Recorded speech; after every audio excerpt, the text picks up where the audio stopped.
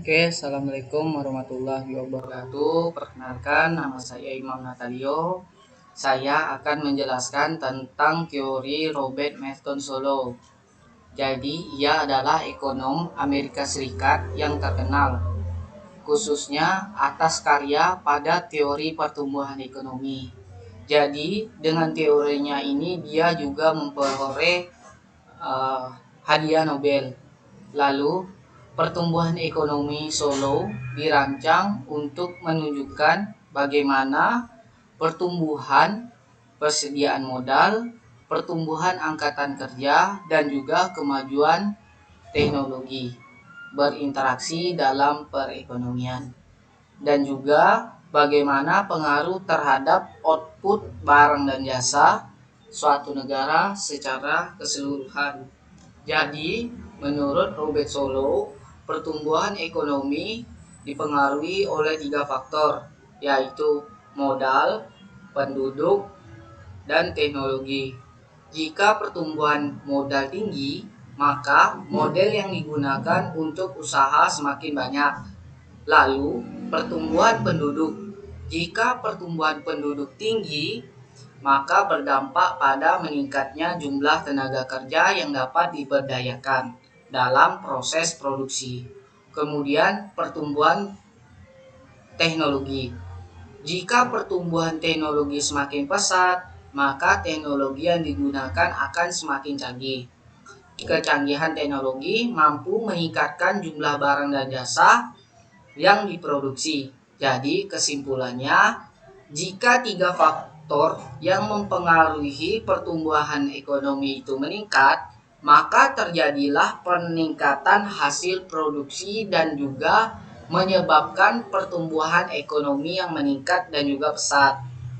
Jadi menurut teori Solow, semakin tinggi pertumbuhan atau saving rate suatu negara, maka kayalah negara tersebut. Selain itu, tinggi pertumbuhan penduduk mengakibatkan semakin tinggi juga tingkat kemiskinan dan kesenjangan sosial. Lalu berdasarkan hasil pengkajian dari Robert Solow itu, ada beberapa hal yang bisa ditempuh dalam rangka memacu pertumbuhan ekonomi. Yang pertama adalah kita harus meningkatkan jumlah tabungan. Dengan bertambahnya tabungan, modal yang tersedia untuk berinvestasi akan semakin besar dan artinya juga mempercepat pertumbuhan ekonomi. Yang kedua adalah setelah tingkat tabungan terus meningkat, jumlah investasi yang sesuai dengan potensi dan juga kondisi perekonomian, baik itu segi fisik, baik itu segi non fisik, baik itu segi sekitar, lingkungan, budaya, apa segalanya juga akan semakin bertingkat. Yang ketiga yaitu meningkatnya aspek kemajuan teknologi.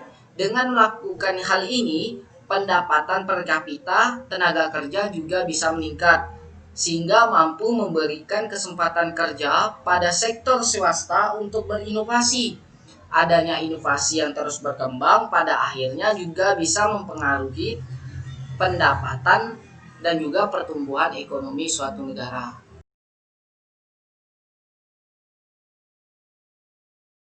Beberapa pertanyaan tentang mengapa beberapa negara di Afrika itu pertumbuhan ekonominya lambat, sedangkan identik dengan keterbelakangan. Jadi dikarenakan proses adaptasi dari perkembangan teknologi itu tersebut di Afrika yang lambat, makanya dia susah untuk berkembang dan juga sifatnya masih tradisional.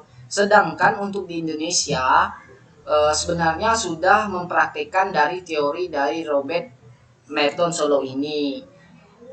Akan tetapi dengan wilayahnya yang sangat luas, jadi model pertumbuhan Solow menjadi terhambat.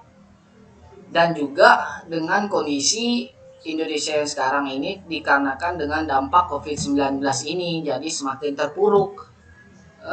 Ditambah juga dengan maraknya kasus-kasus korupsi yang ada di Indonesia ini, dampak terhadap pertumbuhan ekonomi yang mana alokasi dananya sudah sesuai, sudah diperuntukkan, direncanakan, tetapi pada dasarnya oknum-oknum tertentu lah yang menyebabkan pertumbuhan ekonomi suatu negara itu terhambat.